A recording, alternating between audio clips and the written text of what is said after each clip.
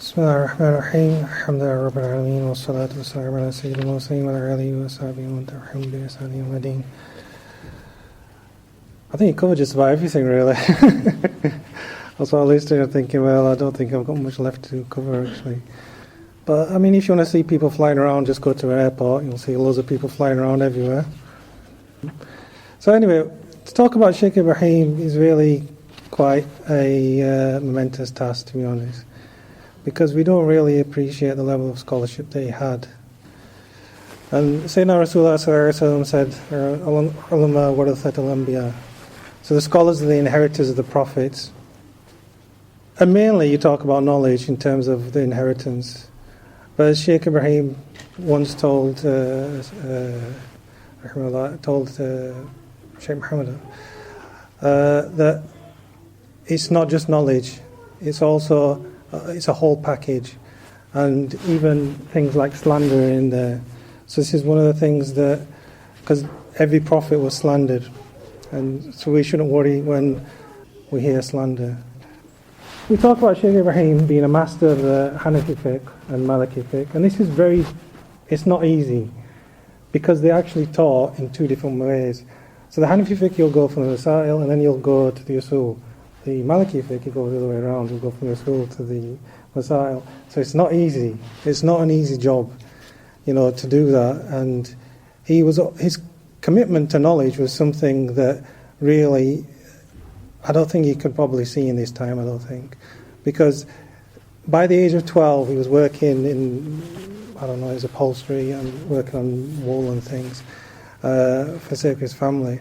But every second that he could pick up a book, he'd pick up a book.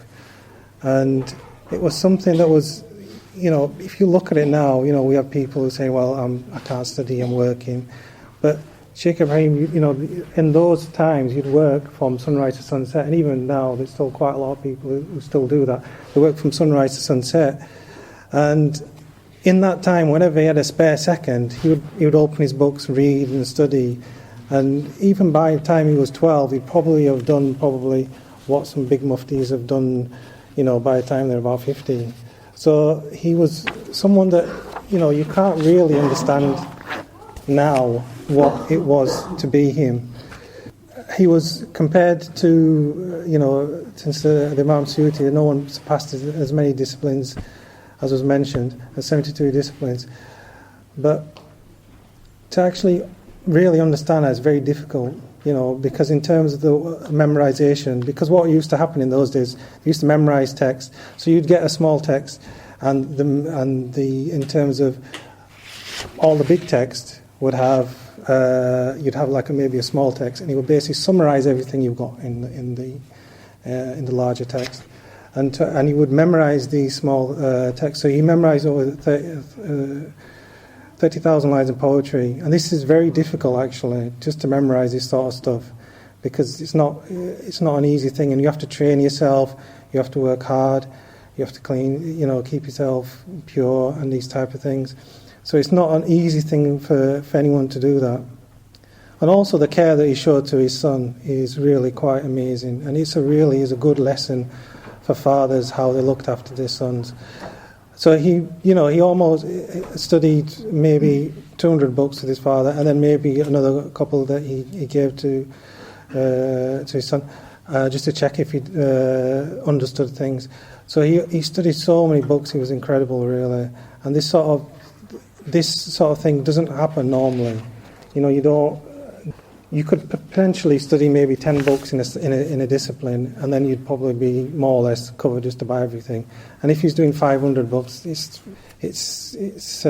quite incredible, really.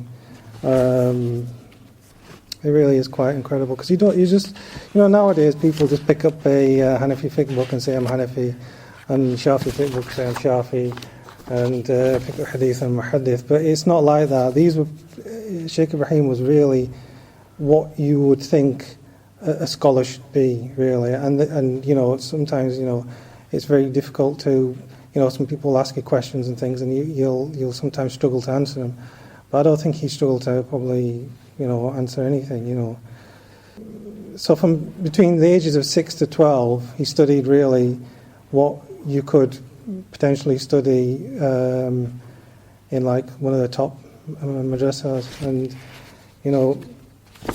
this sort of stuff doesn't come easily. People think that, well, I can study and I'll be so and so in a couple of years, but it's not that. It's not easy. You have to really dedicate your time to study. And by the age of 12, he had his own tajweed circle. So that in itself is quite. And I think Sheikh Muhammad has similar. And the care that he showed his son was incredible, because he made sure his son basically got all the highest ijazahs of all the scholars of his time. So Sheikh Muhammad has all the highest ijazahs. So there's a shorter ijazah. So anyone who was coming after, they would have to go through him to get that ijazah. And this is a miracle in itself, really. And when they were tough masail, they would go to Sheikh Ibrahim and he would give them the answer. And this was very amazing. There was one incident where they had a question of Aqidah, and he went all over the Arab world. And the only person who could answer was Sheikh Ibrahim. And then he put it at the end. He said, the only person that could have answered this question is me.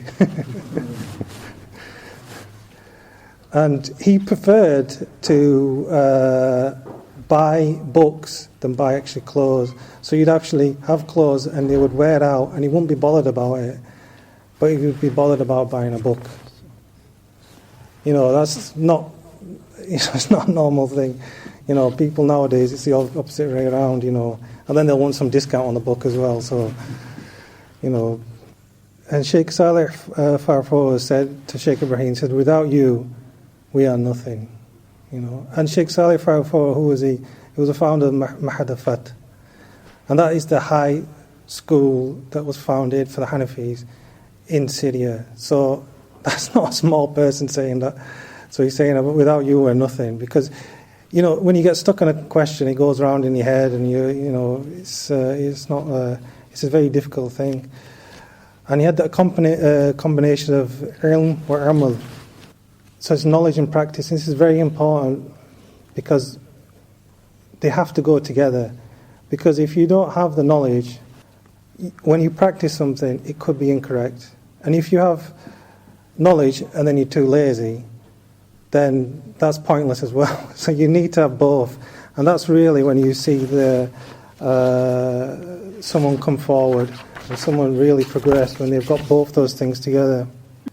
Sheikh Hamza Yusuf was saying that he studied with Sheikh Muhammad for, I think it was maybe 14 texts, including Aqidat Hawiyah. And he just wished to study with his father. And it's just an amazing thing, really, because to be honest, for me, some of the best bits in Sheikh Muhammad's lectures when he's talking about his father, I just love those bits. And, maybe we could ask some people just to put all those bits together and to make one lecture. And obviously, the tasawwuf, we benefit, as Mufti Wajid was saying, we benefit from the fact that big awliya said to Sheikh Muhammad, take Murid, take Murid, take Murid. Like Sheikh Abdul Rahman Shukuri, rahimahullah, he was almost forcing him to take Murid, Sheikh Muhammad to take Murid. And this is also part of, he had benefited so much from his father that he was now sort of transferring this benefit. And so many times that Sheikh Muhammad has said, that this just make Fatiha for my father, because it's all because of my father. All this knowledge I've given you is because of my father. And that's an amazing thing, really. For us, we benefit from Sheikh Ibrahim whenever we study with Sheikh Muhammad. We don't really notice that, because a lot of, I don't know about anyone else, but for me, I feel like I'm just like a parrot of my teachers. So I heard a question of my teachers, and then I'm just giving it. I'm not adding anything else. I'm not saying I'm this, and I'm not saying I'm that. I'm just saying I'm just a parrot, right? And the things that you hear from your teachers, you give it to someone else. And sometimes it was very strange. The other day, someone asked me a question. It was exactly the same question that I heard one of my teachers answer, and then I just gave the same answer. So I'm quite sure that the benefit that we're getting from Sheikh Muhammad is through his father, through the means of his father, and it really is incredible. And we pray that Allah subhanahu wa ta'ala showers His mercy onto Sheikh Ibrahim. And one of the stories, inshallah, that I'm going to end with was that there was a child that was stillborn in the morning, and around Fajr time, and basically there was a class coming to his house. So his wife was crying in one room, and then he wrapped up the stillborn baby. He brought it into the class and put it down. The students there came in, thought the baby was asleep. And they had their lesson, it was a couple of hours, and then after the lesson, he said, okay, does anyone like to help me with the burial of my son? So this is his commitment to knowledge. That's not an easy thing to do, to actually teach when you're in that state, because I'm sure that he was upset seeing his wife cry, and I'm sure he was upset by seeing his son come out and stillborn. But he was teaching for the sake of Allah. So he was teaching for the sake of Allah, so he did what he had to do for the sake of Allah, which was to teach his people. So he wasn't going to let his personal life get involved in the teaching. And so that really is, the commitment that he had for knowledge is something we don't see nowadays. It's just really, it's incredible, really. And I think that's well end. Alhamdulillah.